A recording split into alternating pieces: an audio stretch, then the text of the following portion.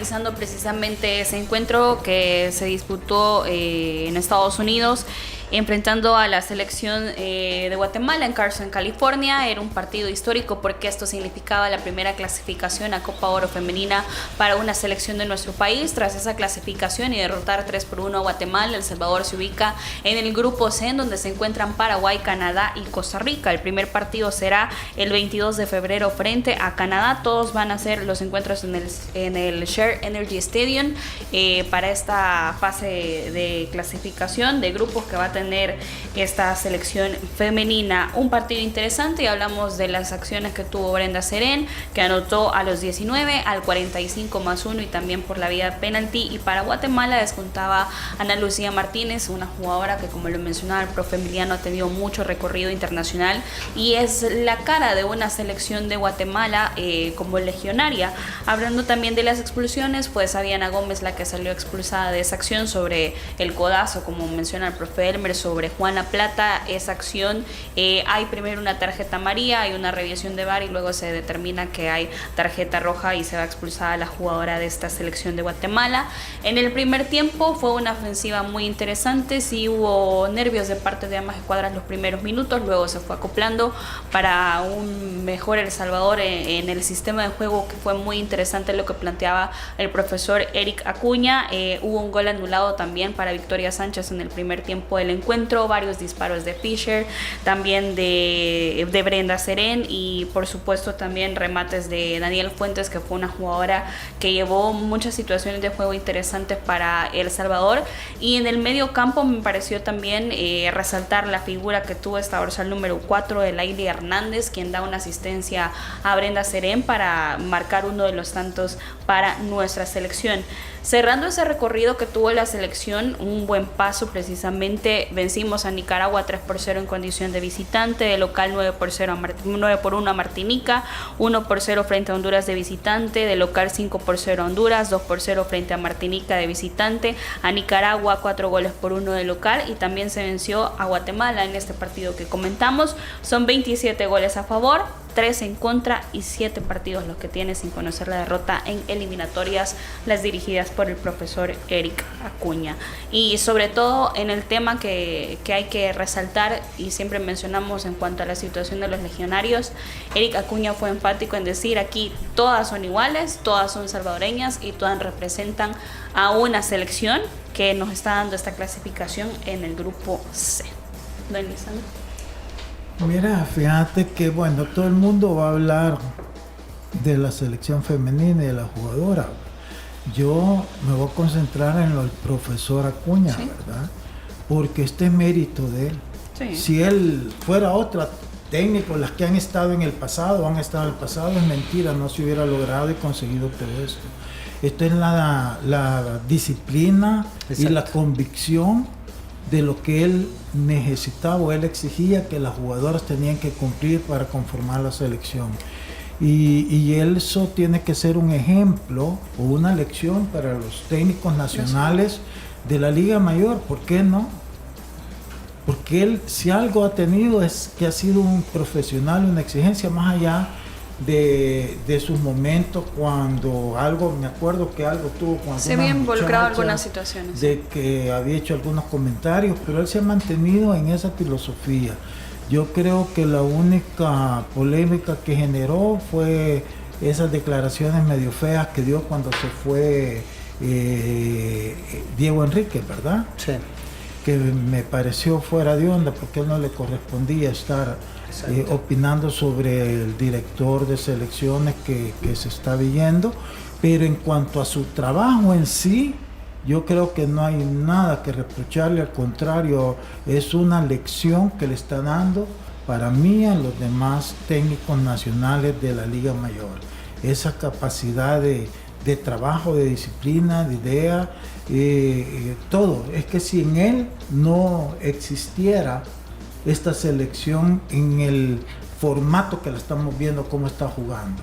Es cierto que hemos tenido buenas jugadoras, Brenda Serén, desde Cipotilla, que andaba con Alianza Women, siempre esa velocidad característica de ellos, sobre todo de ella y de Oscar Serén, ¿verdad?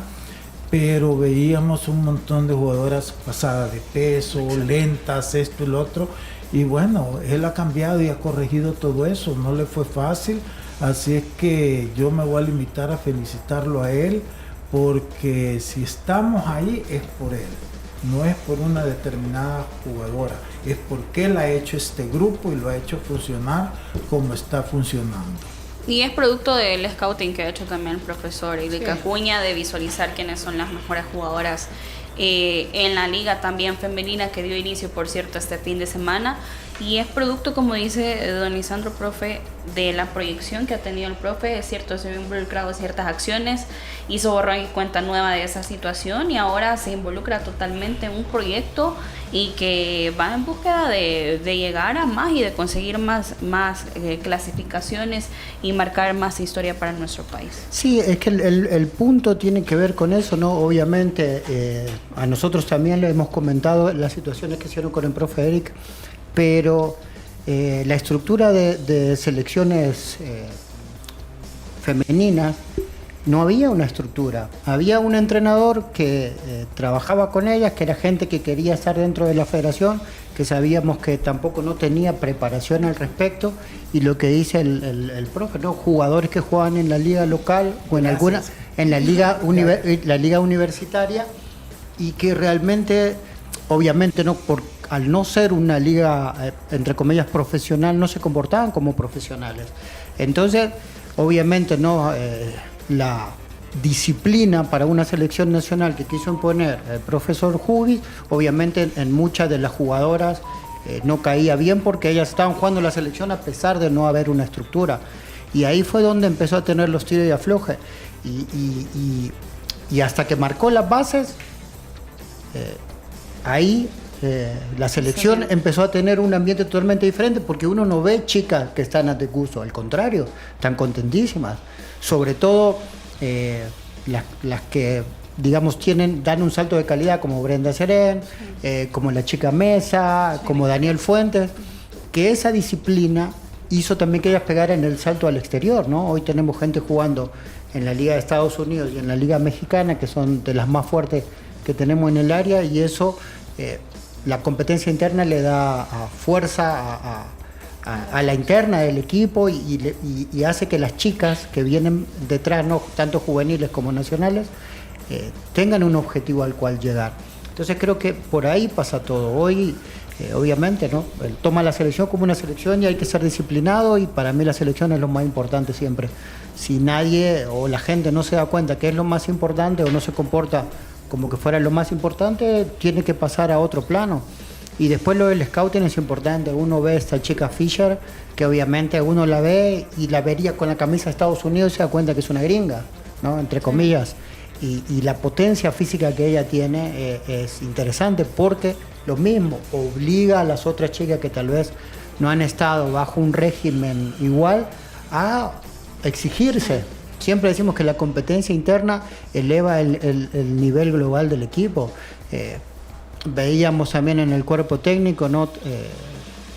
La portera que acaba de jugar en la sub-17 estaba como portera suplente, ¿no? Que es Nicole Valenzuela. Sí. Entonces hay un proceso, hay para dónde mirar, hay gente con proyección, y realmente es un modelo, el femenino, parecido a lo que hace, entre comillas, lo que hace Panamá con su liga, que su liga no es una liga tan fuerte, pero se preocupa en que el jugador salga y encuentre esa competencia o ese roce de un nivel superior en una liga que no sea la local. Así que ahora esperar la Copa de Oro, que obviamente va a ser un nivel totalmente diferente y seguramente los resultados no sean iguales. Entonces hay que tener paciencia, porque esto, más allá de que sea la primera Copa de Oro femenina, a estas instancias realmente acodearse con este tipo de rivales, las selecciones juveniles nunca lo lograron. Es parte de este proceso. Entonces, de aquí en más es algo que no hemos vivido nunca. Así que analizarlo de ese aspecto creo que no sería justo con el trabajo que se está haciendo. Por eso mencionamos y somos enfáticos en decir, se marca historia. Sí, se marca el fútbol historia femenino para nuestro país, y tenemos que ser conscientes de lo que se está logrando con esta selección.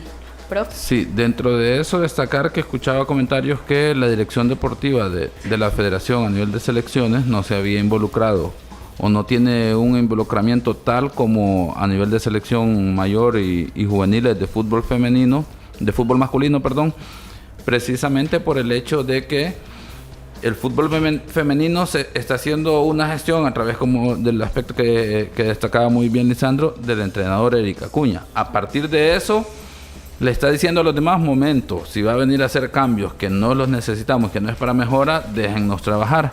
Y sobre eso destacar el hecho de que loable la labor del equipo nacional femenino, tomando en cuenta que trabajan en un contexto, en un aspecto de organización con menos recursos, con menos apoyo que el fútbol masculino, por ejemplo. Un reflejo de ellos la liga femenina, profe. Exacto, o sea, entonces los horarios que... no son profesionales en cuanto a su contratación, a sus pagos y todo lo demás, incluso las prestaciones mínimas para que pudiesen desarrollarse para marcar un punto.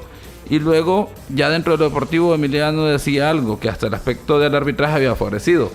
Pero es muy importante, digamos, hacer ese análisis de este partido que de momento no genera esa pasión que cualquier otro partido que podamos hablar de equipo y todo lo demás, por el hecho de que tiene que ver que uno percibe que el arbitraje favoreció, pero tiene que ver como consecuencia de que el equipo generó muchas situaciones, generó presión alta, generó ocasiones, eso automáticamente obliga al adversario a cometer errores. Y precisamente en este caso, la expulsión, que yo entenderé que era más producto de la frustración, ese gesto de lanzar el brazo o el codo, si se quiere ver, y que aquí hay, y además nos agrega este elemento para análisis. No se polemiza la situación, porque como decíamos, en términos generales, El Salvador está haciendo mejor en el desarrollo del partido que la selección de Guatemala, y esa situación ya fue juzgada por la árbitro. El VAR interviene, pero si lo ponemos bajo los principios del VAR, no es un error claro y manifiesto. No es una situación que diga uno, qué codazo más descarado, con uso de fuerza excesiva o conducta violenta, en la que haya que corregir la plana del árbitro. La árbitro en ese momento dice falta, y es una falta de amonestación, amonesta. Al final, pues obviamente aquí puede ver uno que las presiones psicológicas del VAR influyen en poder cambiar la decisión, porque el árbitro ha visto la acción, que a mí me parece que le evalúa muy bien, falta y de tarjeta amarilla, me parece que es una situación temeraria, no de uso de fuerza excesiva, pero como la llama el VAR, ya va condicionada de que hay un elemento más allá del que posiblemente ella no observó, y obviamente al poner la repetición, pues sí, ¿verdad? Se ve un brazo con una intención de querer golpear, pero no veo uso de fuerza excesiva. Ahí uno se puede dar cuenta, ¿verdad?, de que en este caso puede analizar esa situación sin pasionismo y todo lo demás. Esa misma presión psicológica existe en todos los partidos. Obviamente cuando hay más emoción, más situaciones en disputas en el juego, más pasión en ese sentido, obviamente se polemiza o se debate más todas esas situaciones definitivamente. Incluso el cabezazo de Brenda Serén tras el saque de esquina pasa desapercibido inicialmente. La mano, de hecho, hasta se sorprende después de que hay una revisión y le indican al árbitro que es una situación de penal, termina sancionando el penal, y como consecuencia de eso, insisto, ¿verdad?, de que tiene que ver con el volumen de juego, la presión alta que genera el equipo, pero también es de destacar que ojalá hagan el balance, me imagino que lo hará el cuerpo técnico, que también tiene sus debilidades, porque hubo momentos en los que Guatemala, a pesar de estar con 10 jugadoras, en ciertos momentos mostró superioridad, como por ejemplo tras el golazo de la jugadora de Guatemala. Guatemala intentó encimar y por suerte El Salvador logra encontrar el otro gol que le da tranquilidad definitivamente para manejar el partido. Vamos a cerrar el tema de la selección femenina. Vamos a estar pendientes, recordando que el primer encuentro es el 22 de febrero frente a la selección de Canadá en el grupo C de la Copa Oro Femenina. Vamos a hacer una pausa, a regresar vamos a hablar de la primera división. Antes le queremos hacer la invitación para que usted asista al Love & Grill este próximo 23 de febrero y disfrute de cortes premium gracias a Pimi Specialty Foods. Como invitados especiales estarán Locos por el Asado. Las entradas a la venta en Fun Capital. Ya regresamos. Los ex del fútbol. Regresamos. Ay, me siento estresado y me duele todo.